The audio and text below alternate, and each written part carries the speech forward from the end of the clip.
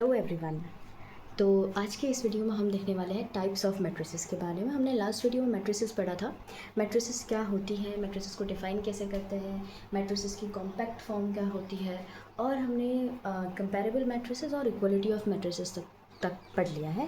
तो अब इस वीडियो में हम डील करने वाले हैं टाइप्स ऑफ मैट्रिसेस से। सबसे पहला टाइप जो मैट्रिसेस का आता है वो आता है रो मैट्रिक्स। हमें पता है ना कि मैट्रिक्स होती क्या है। मैट्रिक्स एक रेक्टेंगुलर एरे होता है कुछ एलिमेंट्स का, उसमें कुछ रोज होती हैं, कुछ कॉलम्स होती है ना। तो अब रो मैट्रिक्स को देखते हैं। रो मैट्रिक्स क्या होती है? रो मैट्रिक्स वो होती है जिसमें सिर्फ एक ही रो होगी। हमें पता ना कि रो तो हॉरिजॉन्टल होती है, कॉलम वर्टिकल होता है, ठीक है।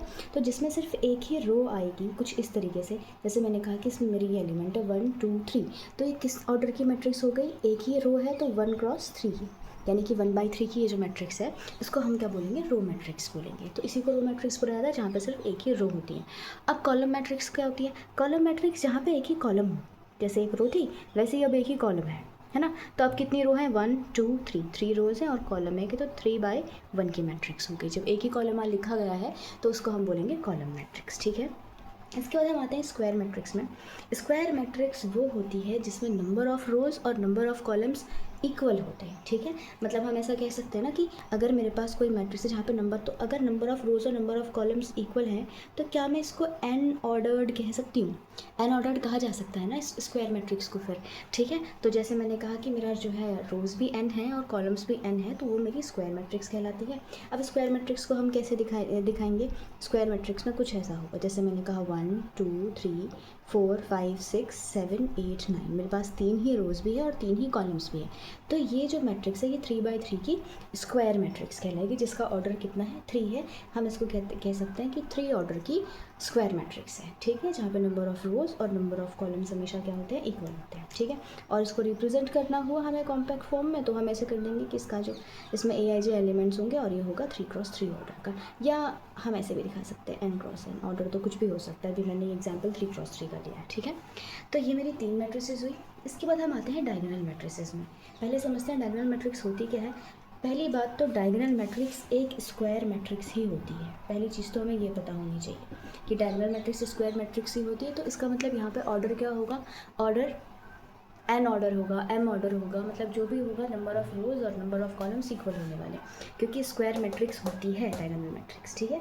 तो पहली बात तो डायगोनल मैट्रिक्स है जो है एक स्क्वायर मैट्रिक्स होती है, और इसको हम डायगोनल मैट्रिक्स तब कहेंगे जब सारे एलिमेंट, जब लीडिंग डायगोनल को छोड़ करके सारे ही एलिमेंट्स जो हैं वो क्या है? ज़ीरो हो जाते हैं। तो इसको हम कहते हैं डायगोनल मैट्रिक्स, ठीक है। मतलब हम कह रहे हैं कि AIJ सारे ज़ीरो हो जाएंगे जब I is not equal to J होगा। I is not equal to J का मतलब समझ रहे हैं ना। जैसे मैंने जब I J के इक्वल हो जाएगा तो मतलब जैसे कौन कौन सी एंट्रीज आ जाएंगी? A11 A22 A33 ऐसी वाली एंट्रीज आ जाएंगी। और हमें पता है ये सारी चीज़ें किस में लाई करेंगी? डायगोनल में लाई करेंगी, है ना। जैसे यहाँ पे हम देखें तो ये फर्स्ट एंट्री है 1 1, ये 2 2, ये A33 मेरी वाली एंट्री है, तो ये सब डायगोनल पे लाई कर रहे हैं ना। तो हम कह रहे हैं कि इस डायगोनल को छोड़ के, इसने कहा है कि AIJ सारे ज़ीरो हो जाएंगे। कौन से वाले ज़ीरो होंगे? जहाँ पे IJ के इक्वल नहीं होगा, क्योंकि ये वाली एंट्री मेरी A21 कहलाएगी ना। तो 2 1 2 और 1 तो इक्वल नहीं है, तो ये वाली सारी एंट्रीज़ क्या हो जाएंगी? ज़ीरो हो जाएंगी, ठीक है। तो ये कैसी मैट्रिक्स दिखने में होगी? स्क्वायर मैट्रिक्स होने वाली है। ये 1 हो जाएगा, बाकी यहाँ पे क्योंकि ये 2, ये वाला जो एलिमेंट होगा ये 1 2 होगा, ये वाला एलिमेंट 1 3 होगा, तो दोनों इक्वल नहीं है, तो ये भी ज़ीरो। फिर ये 2 1 होगा, 2 1 में हम कुछ भी लिखे वो ज़ीरो हो जाएगा, ठीक है। और डायगोनल एलिमेंट क्या होगा? मेरा 7 सपोज, और यहाँ ज़ीरो, फिर यहाँ ज़ीरो, यहाँ ज़ीरो, और यहाँ पे ले लेती हूँ लेट से 4, ठीक है। तो इस डायगोनल को छोड़ के, जो लीडिंग डायगोनल है इसको छोड़ के सारे एलिमेंट जब ज़ीरो हो जाते हैं तो उसको हम कहते हैं डायगोनल मैट्रिक्स, ठीक है। ये हमारी हुई डायगोनल मैट्रिक्स। और इसको एक तरीका दिखाने का और भी होता है। इसको कभी अगर आपने क्वेश्चंस किए होंगे तो हम इसको ऐसे भी दिखा लेते हैं कि डायगोनल मैट्रिक्स है जिसमें 1 7 और 4 लिखे गए हैं, ठीक है। इसको ऐसे भी लिख दिया जाता है। ये मे भी विजिबल ना हो, मैं इसको दोबारा से लिख देती हूँ थोड़ा सा ऊपर, कि डायगोनल मैट्रिक्स है 1 7 और 4, ठीक है। ऐसे भी लिखा जाता है। तो ये मेरी डायगोनल मैट्रिक्स हुई। इसके बाद हम आते हैं स्केलर मैट्रिक्स पे, ठीक है। हमने स्क्वायर मैट्रिक्स देख लिया, डायगोनल मैट्रिक्स देख लिया, अब हम देखते हैं स्केलर मैट्रिक्स। तो एक स्क्वायर मैट्रिक्स, स्केलर मैट्रिक्स भी एक स्क्वायर मैट्रिक्स ही होती है। एक स्क्वायर मैट्रिक्स को स्केलर मैट्रिक्स तब कहा जाता है जब इसके AIJ ज़ीरो होंगे। किसके लिए? I is not equal to J के लिए, जैसा किसमें था? डायगोनल में था, है ना। हाँ, लेकिन यहाँ पे क्या होगा? जो सारे AII होंगे ना वो किसी C के इक्वल होंगे, फॉर ऑल। सारे आई के लिए जितने भी मेरे पास आए होंगे, बस ये ज़ीरो नहीं होना चाहिए, ठीक है। इस वाली मैट्रिक्स में क्या है, देखिए हमने कहा स्क्वायर मैट्रिक्स है, स्क्वायर मैट्रिक्स होगी तो नंबर ऑफ रोज़ और नंबर ऑफ कॉलम्स इक्वल होंगे, ये बात हमें यहाँ ध्यान रखनी है।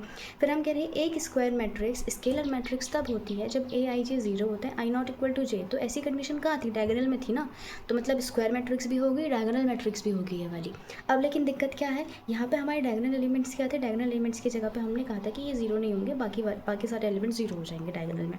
स्केलर में क्या फ़र्क होता है, जो डायगोनल एलिमेंट्स होंगे वो किसी सी यानी कि किसी कांस्टेंट के इक्वल होंगे, ज़ीरो नहीं होंगे, ठीक है। यहाँ हमने ज़ीरो नहीं होंगे नहीं कहा था, हाँ इस बात को हमें ध्यान रखना है, ठीक है। यहाँ हम ये कह रहे हैं कि ज़ीरो नहीं होंगे, ठीक है।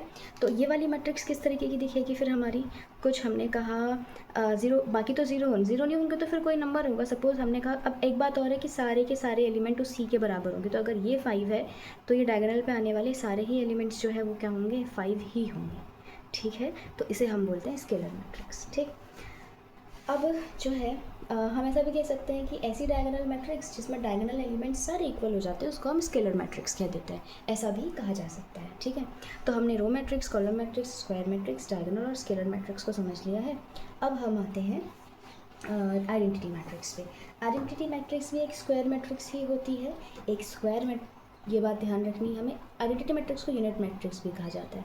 आइडेंटिटी मैट्रिक्स भी स्क्वायर मैट्रिक्स ही है। स्क्वायर मैट्रिक्स यानी कि ऑर्डर कि कोई मतलब नंबर ऑफ रोज और नंबर ऑफ कॉलम्स सेम होंगे, यानी कि एन ऑर्डर्ड, एम ऑर्डर्ड ऐसे कुछ होगी, ठीक है। तो इसको आइडेंटिटी मैट्रिक्स तब कहा जाता है जब मेरे ए आई जे जो है ज़ीरो होंगे, I is not equal to जे के लिए, और जो ए आई आई यानी कि ए आई आई डायगोनल एलिमेंट्स हुए, डायगोनल एलिमेंट्स सारे जो हैं 1 के लिए हो जाएगा for all I.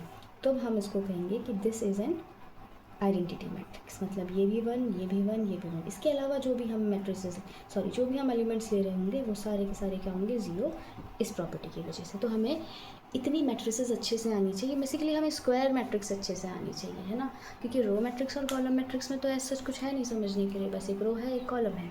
Square matrix में हमें देखना है कि number of rose number of columns के इक्वल होने ही होने हैं, तभी वो स्क्वायर मैट्रिक्स है।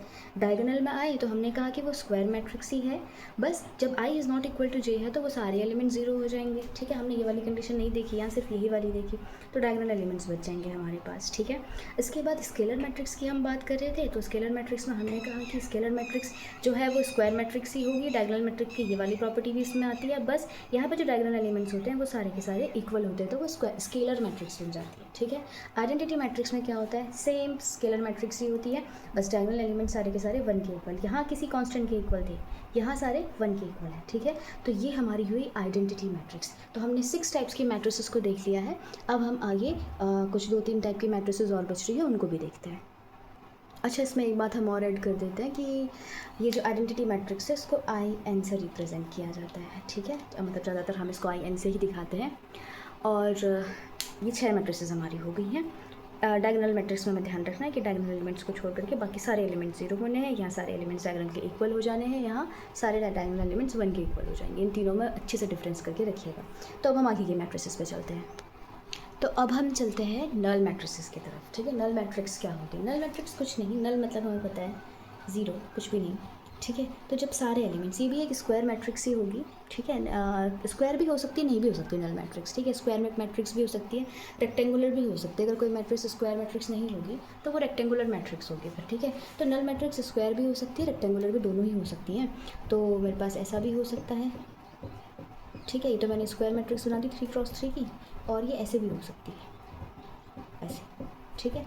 ये मैंने बना दी है 2x3 की मैट्रिक्स, ठीक है, 2x3 की मैट्रिक्स। तो ये रेक्टेंगुलर मैट्रिक्स थे, ये स्क्वायर मैट्रिक्स थे, ठीक है। अच्छा, तो ये हमने नल मैट्रिक्स के बारे में देख लिया। जनरल मैट्रिक्स वो होती है जब जिसके सारे एलिमेंट्स जो हैं 0 हो जाते हैं, तो उसको हम कहते हैं ज़ीरो मैट्रिक्स भी बोलते हैं इसको, और नल मैट्रिक्स भी बोलते हैं, ठीक है। अब हम चलते हैं अपर ट्रायंगुलर मैट्रिक्स में। कोई मैट्रिक्स ए,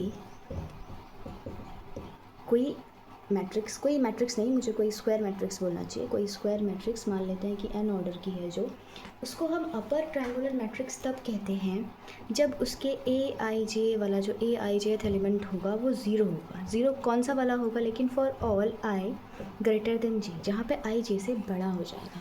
अब इसका क्या मतलब है, अगर मैं एक छोटी सी मैट्रिक्स यहाँ पे कंस्ट्रक्ट करूँ ना, मैं A11, A12, A13, A21, A22, A23, ठीक है, A31, A32 और A33 कंस्ट्रक्ट किया मैंने सपोज़। अब आप यहाँ देखिए, मैं कह रही हूँ अपर ट्रायंगुलर मैट्रिक्स, मैंने कहा कि वो सारे AIJ ज़ीरो हो जाएंगे जहाँ पे IJ से बड़ा होगा। देखिए यहाँ पे 2 1 है ना, IJ से बड़ा है तो ये वाला एलिमेंट ज़ीरो हो जाएगा। यहाँ पे तो A22 है, आई इक्वल हो गया I और J, यहाँ भी इक्वल, यहाँ भी इक्वल, यहाँ भी इक्वल, मतलब डायगोनल में तो सारे इक्वल हैं। डायगोनल से ऊपर देखिए, डायगोनल से ऊपर I हमेशा छोटा है, J हमेशा बड़ा है, 1 2 1 3 2 3 में, है ना। लेकिन डायगोनल से नीचे देखिए 3 1, यहाँ पे I फिर बड़ा हो गया 1 से, यहाँ पे 3 2 से बड़ा हो गया। इसका मतलब है जो नीचे वाले एलिमेंट्स हैं, कौन से वाले, ये वाला पोर्शन जो है, यहाँ पे जो सारे एलिमेंट्स हैं वहाँ पे IJ से बड़ा है ना। तो वो सारे एलिमेंट हमारे ज़ीरो हो जाते हैं, तो उसको हम कहते हैं अपर ट्रायंगुलर मैट्रिक्स। इसका मतलब ऊपर तो कोई भी एलिमेंट लिखा होगा, मतलब जैसे 1 2 3 मैं मान लेती हूँ, क्योंकि फिर ये वाला एलिमेंट जो है इस वाले में IJ से बड़ा हो जाएगा तो ये ज़ीरो हो जाएगा, ठीक है। इसको मैं कुछ 7 मान लेती हूँ, इसको 4 मान लेते हैं लेट्स से। फिर यहाँ पे IJ से बड़ा था, ये तीनों एलिमेंट्स थे जैसे बड़े, तो ये तीनों ज़ीरो हो जाएंगे। इसके अलावा बाकी जो बचे वो कुछ ना कुछ वैल्यू रख रहे होंगे, ठीक है। तो ऐसे मैट्रिक्स को हम बोलते हैं अपर ट्रायंगुलर मैट्रिक्स। फिर लोअर ट्रायंगुलर फिर सेल्फ अंडरस्टूड हो जाता है। एक बार अपर ट्रायंगुलर समझ में आ गया, लोअर ट्रायंगुलर भी समझ में आ जाता है। अब यहाँ क्या होगा, यहाँ भी अगर A मेरी कोई स्क्वायर मैट्रिक्स है जो कि nth ऑर्डर की है या n ऑर्डर की है, ठीक है, स्क्वायर मैट्रिक्स ही ले रहे हैं हम, ठीक है। तो यहाँ पे AIJ ज़ीरो हो जाएगा फॉर, अब I लेस देन J होगा, ठीक है। अभी तक I बड़ा था तब वो वाले एलिमेंट ज़ीरो थे, अब जहाँ पे I छोटा हो जाएगा J से, वो वाले एलिमेंट ज़ीरो हो जाएंगे। फिर हम यही देखते हैं I छोटा कहाँ हो रहा है J से, यहाँ पे और यहाँ पे, मतलब डायगोनल से ऊपर जो एलिमेंट आएंगे वहाँ हमेशा क्या होगा, I J से छोटा हो जाएगा। दैट मीन्स वो सारे एलिमेंट हमारे ज़ीरो हो जाएंगे, उसके अलावा बाकी एलिमेंट्स जो है कुछ ना कुछ वैल्यू रख रहे होंगे, तो इसको हम बोलेंगे लोअर ट्रायंगुलर मैट्रिक्स, ठीक है।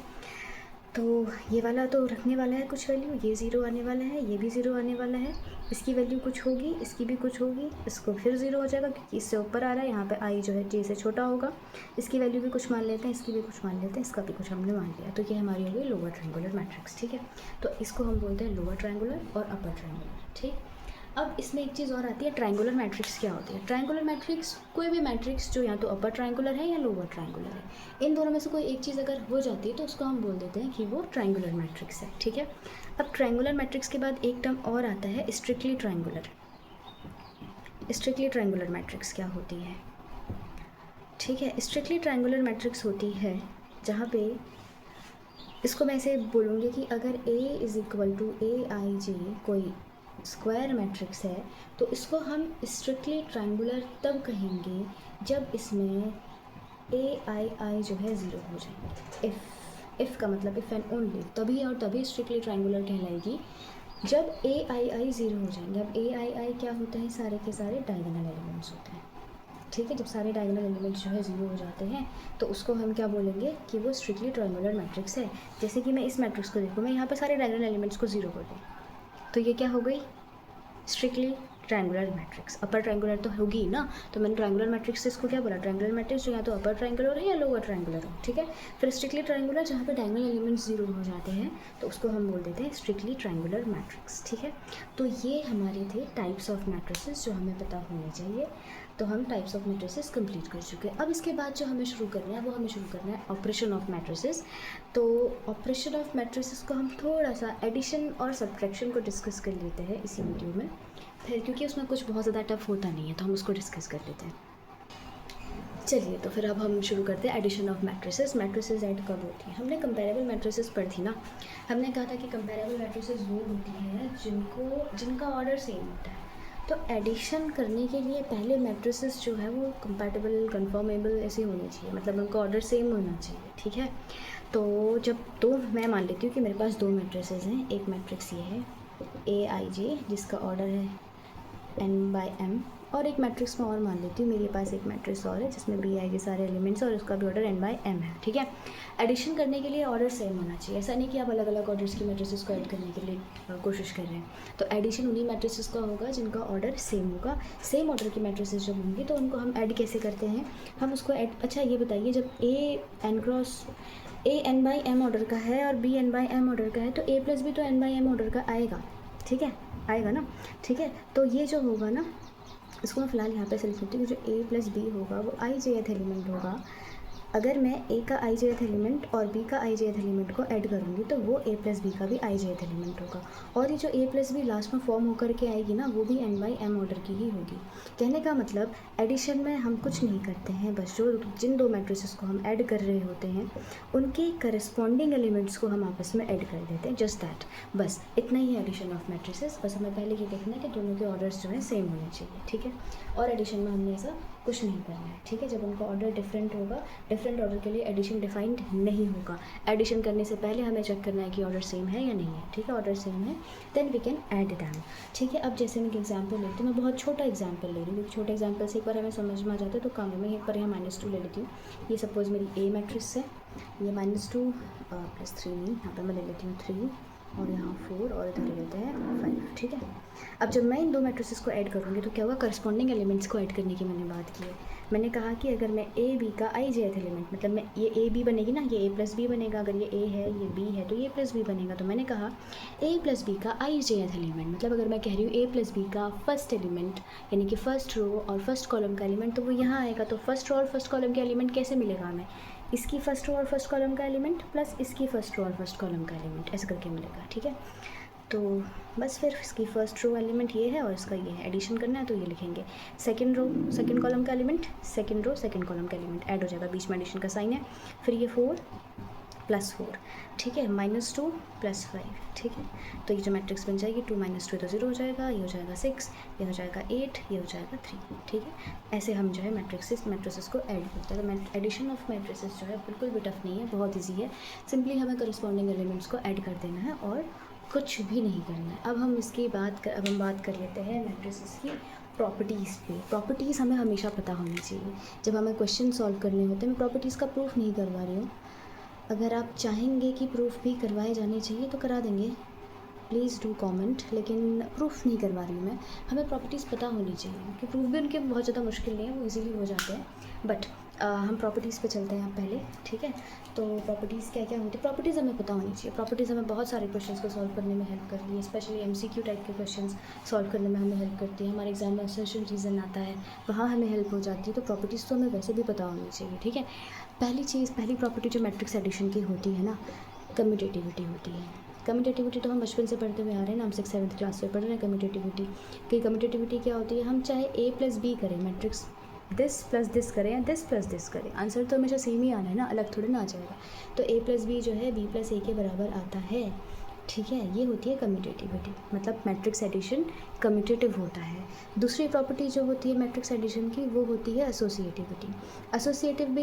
एसोसिएटिव भी तो हम जानते हैं ना, एसोसिएटिव भी कोई बहुत मुश्किल प्रॉपर्टी नहीं है। यहाँ हम 3 मैट्रिसेस को ले लेते हैं, बस 3 मैट्रिसेस, मतलब मैंने a प्लस बी प्लस सी अगर करना है तो उसको करने के 2 तरीके होते थे ना मेरे पास। या तो मैं a प्लस बी को पहले ऐड कर लूँ, a प्लस बी को ऐड करके जो आंसर आ जाएगा उसको c में ऐड कर लूँ, ठीक है। या फिर पहले मैं a को छोड़ दूँ, पहले b प्लस सी को ऐड कर लूँ, फिर लास्ट में a उसमें ऐड कर लिया जाए, क्या फ़र्क पड़ जाएगा, आंसर तो सेम ही आना है दोनों से, है ना। तो ये एसोसिएटिविटी होती है। थर्ड प्रॉपर्टी जो आती है एडिशन, मैट्रिक्स एडिशन में, वो आती है existence of identity. Existence of identity, ठीक है, आइडेंटिटी की एग्जिस्टेंस। ऐसा क्या ऐड करें कि मैट्रिक्स में कोई चेंज ना आए, मैट्रिक्स वही रहे। मैं क्या ऐड करूँ कि 2 ही रहे, वो 0। तो बस यहाँ पर भी जैसे हमने नल मैट्रिक्स पढ़ी थी ना, हम नल मैट्रिक्स को ऐड कर देंगे किसी मैट्रिक्स में तो हमारी मैट्रिक्स पर कोई फ़र्क नहीं पड़ेगा, मैट्रिक्स एज इट इज़ ही रहेगी, ठीक है। तो नल मैट्रिक्स जो है सारे एलिमेंट्स को सेम ही रखता है एडिशन करने पे। तो a प्लस नल मैट्रिक्स को हम ऐसे भी दिखा देते हैं, ऐसे करें या नल मैट्रिक्स में उस मैट्रिक्स को जोड़ें तो हमेशा a के बराबर ही आ जाएगा, यानी कि मैट्रिक्स में आइडेंटिटी एग्जिस्ट करती है मैट्रिक्स एडिशन में, ठीक है। इसके बाद फोर्थ प्रॉपर्टी जो यहाँ पे आती है वो आता है existence of inverse. Existence of inverse में हम बेसिकली कर क्या रहे होते हैं, इन्वर्स में ना हम आइडेंटिटी को लाने की कोशिश करते हैं। आइडेंटिटी क्या है, आइडेंटिटी 0 है ना, मतलब नल मैट्रिक्स बन रही है ना आइडेंटिटी मेरी, तो इन्वर्स लाने के लिए मैं क्या करूँ, 0 कैसे आ जाएगा। अगर मैं जो भी मैट्रिक्स मुझे दी है मैं उसी में उसका नेगेटिव मैट्रिक्स ऐड कर दूँ, है ना, नेगेटिव मैट्रिक्स ऐड कर देंगे तो फिर क्या हो जाएगा, मेरे पास आइडेंटिटी मैट्रिक्स आ जाएगी। तो इन्वर्स क्या होगा, उसी मैट्रिक्स को हम क्या कर देंगे, -1 से मल्टीप्लाई कर देंगे। इसको हम स्केलर मल्टीप्लिकेशन भी बोलते हैं। अभी हम देखेंगे कि अगर हम किसी मैट्रिक्स से स्केलर का मल्टीप्लिकेशन करते हैं तो वो कैसे किया जाता है। खैर फिलहाल हमें देखना है कि इन्वर्स एग्जिस्ट करता है, ठीक है। ये प्रॉपर्टीज़ बहुत टफ नहीं है, आप इनको एग्जाम्पल की हेल्प से प्रूव कर सकते हैं, ठीक है। चलिए फिर ये 4 प्रॉपर्टीज़ हो गई। और एक और चीज़ जो हमें यहाँ पे पता होनी चाहिए ना, वो है लॉ ऑफ कैंसिलेशन। जैसे हम कुछ कैंसिल कर देते हैं ना चीज़ों में, मैं उसका बस एक इंट्रोडक्शन दे देती हूँ कि हम लॉ ऑफ कैंसिलेशन कैसे देखते हैं। तो कैंसिलेशन लॉ जो है, वो मेरी फिफ्थ प्रॉपर्टी है, मेरी फिफ्थ प्रॉपर्टी है कैंसिलेशन लॉ। कैंसिलेशन लॉ में कुछ नहीं होता, अगर ए बी और सी मेरे पास 3 मैट्रिसेस हैं जिनका ऑर्डर सेम है, ऑर्डर सेम होना चाहिए, ठीक है, ऑर्डर तो बिल्कुल सेम होना चाहिए, फिर ही हम आगे बात कर सकते हैं। तो जब मेरे पास ए बी और सी 3 मैट्रिसेस हैं जिनका ऑर्डर सेम है, तो अगर मैंने इसको ऐसे लिखा है, देखिए A plus B is equal to A plus C, मैं ऐसा लिख रही हूँ, तो इसका मतलब होता है बी सी के इक्वल हो जाएगा। ये दोनों साइड में, बी के साथ भी इसको लेफ्ट में लिखा हुआ है, सी के साथ भी इसको लेफ्ट में लिखा है ना, तो दोनों साइड से हम कह सकते हैं कि दोनों में अगर ए आ रहा है तो हम इसे कैंसिल कर सकते हैं ना, तो इसको बोला जाता है लेफ़्ट कैंसिलेशन लॉ, ठीक है। ये वाला जो मेरा कहलाएगा वो लेफ़्ट कैंसिलेशन लॉ कहलाएगा। अब नीचे वाले में देखिए सेम ही है, बी प्लस ए और सी प्लस ए, तो ये भी बी इज इक्वल टू सी के इक्वल ही आएगा, है ना। तो अब ये चीज़ राइट में लिख दी गई है, तो इसको हम राइट कैंसिलेशन लॉ बोल देते हैं, ठीक है। ये मेरा राइट कैंसिलेशन लॉ है। तो ये कैंसिलेशन लॉ हुआ है हमारे। तो ये हमारे पास 5 प्रॉपर्टीज़ हैं एडिशन ऑफ मैट्रिसेस की, जो हमें ठीक से आनी चाहिए, अच्छे से आनी चाहिए। अब एडिशन और सब्ट्रैक्शन जो है वो अलग अलग चीज़ें तो हैं नहीं, एक ही जैसी चीज़ है। हम -2 को अगर मुझे 2 - 3 लिखना है तो मैं 2 + -3 लिख सकती हूँ ना, उसको इंटीजर्स की फॉर्म में, तो बात तो एक ही पड़ती है। तो जो सब्ट्रैक्शन होगा, सब्ट्रैक्शन भी ऐसे ही किया जाएगा, सब्ट्रैक्शन को कोई अलग से पढ़ने की ज़रूरत नहीं है। हाँ, हमें ये पता है कि सब्ट्रैक्शन कम्यूटेटिव नहीं होता, एसोसिएटिव भी नहीं होगा, है ना। तो ये बातें हमें याद रखनी है प्रॉपर्टीज़ को लेकर के। तो जो सब्ट्रैक्शन ऑफ मैट्रिसेस है, अगर मुझे a - b निकालना है, मतलब मुझे अगर a - b को फाइंड करना है, तो बेसिकली मैं क्या लिख सकती हूँ, a + -b, ठीक है। बस हो गया, इतना ही करना है हमें, इसमें a + -b करके हम इसको सॉल्व कर लेंगे। हम चाहें तो इसका एक एग्जांपल देख सकते हैं कि अगर मुझे a कुछ दिया है, b कुछ दिया, तो उसको हम सॉल्व कैसे करेंगे। एक बार ये मैं समझा देती हूँ ताकि कोई प्रॉब्लम ना आए समझने में। एक एग्जांपल ले लेते हैं सब्ट्रैक्शन ऑफ मैट्रिसेस का, बाकी सब कुछ सेम ही करना है हमने काम। तो हमने ये एग्जांपल लिया है, मैं यहाँ से 2 चीज़ों को कवर करूँगी, मतलब मैं 2 चीज़ें यहाँ से बताना चाहूँगी। पहला तो मैं यहाँ पे पहले मल्टीप्लिकेशन ऑफ अ स्केलर बता रही हूँ कि हमें अगर किसी मैट्रिक्स में किसी स्केलर को मल्टीप्लाई करना है तो हम कैसे करते हैं, और उसके बाद फिर इस सब्ट्रैक्शन में चलेंगे हम, ठीक है। तो पहले मल्टीप्लिकेशन ऑफ अ स्केलर देख लेते हैं, तब ये बताना ज़्यादा सही होगा। तो देखिए फिर स्केलर मल्टीप्लिकेशन क्या होता है ना, स्केलर मल्टीप्लिकेशन, अगर मेरे पास ए कोई मैट्रिक्स है, A i j उसके एलिमेंट्स हैं सारे, और जिसका ऑर्डर है m/n, ठीक है, m/n जिसका ऑर्डर है, तो ये मेरे पास मैट्रिक्स है, ठीक है। और k मेरे पास कोई भी स्केलर है, k कोई भी स्केलर। अब स्केलर क्या होता है, scalar is any real number, ठीक है, रियल नंबर आप कुछ भी ले लीजिए, वो स्केलर होता है, ठीक है। तो मुझे अगर क्या करना है, इसमें इस स्केलर का मैट्रिक्स से मल्टीप्लिकेशन करना है। सपोज ये मैट्रिक्स को हमें ऐसे दिखा रहा है कि Aij है, मैं इसको मैं ऐसे ले लेती हूँ, Ka मैट्रिक्स से अगर मुझे मल्टीप्लाई करना है, तो ये क्या होगा ना, Kaij, मतलब ये जो स्केलर का मल्टीप्लिकेशन मैं इस मैट्रिक्स से कर रही हूँ, ये K मैट्रिक्स के हर एलिमेंट से मल्टीप्लाई हो जाएगा, ठीक है। यही होता है स्केलर मल्टीप्लिकेशन। मैं एक एग्जांपल ले लेती हूँ। सपोज़ अगर मेरे पास एक मैट्रिक्स है 1 2 5 -2 3 4 1 2 और -1, ठीक है। ये मेरे पास मैट्रिक्स ए है, और मेरा जो स्केलर मैं यहाँ पे ले रही हूँ, स्केलर हम कुछ भी ले लेते हैं, 1/2 ले लेते हैं, ठीक है, क्योंकि कोई भी रियल नंबर है तो स्केलर मैंने 1/2 ले लिया।